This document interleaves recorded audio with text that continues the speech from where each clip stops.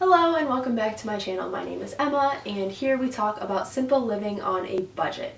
Today's video I'm going to be sharing with you my sinking funds during my baby step 2 of the Dave Ramsey baby steps.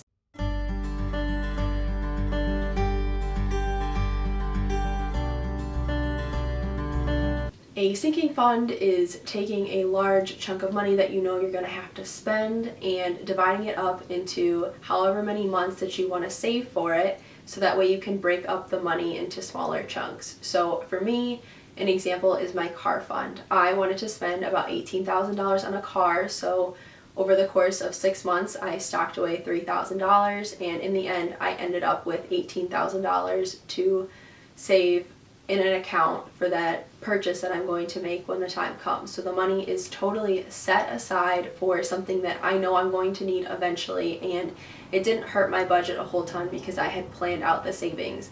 This is to avoid having to spend that money on a credit card or having to take out a loan for a car. So I break up some of my larger costs that I know are coming in order to not panic and not have to turn to any more debt to pay off.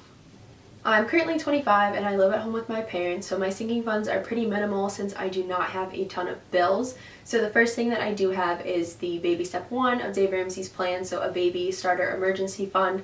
I keep $1,000 in that account just in case there's any quick emergency. I can get to that cash very easily. And I do keep that money right in my savings account that's linked to my checking account, so if I ever need the cash, I can just quickly transfer it over and use it. The next sinking fund that I have is for my car. So I have saved up $18,000 in my account that I'm going to be using to purchase a car when the time comes. I do drive two Dave beater cars. They are both well over 200,000 miles at this point, and one is a 2004 and the other is a 2010, so they are getting very old. So since that is my situation with vehicles, I saved up enough money to purchase a used car, and I chose to spend a little bit more on that because I do have about 3 years left on baby step 2, and I just want to make sure that I'm giving myself the best chance I can to drive this car all the way through the baby steps. My next sinking fund is a vacation sinking fund.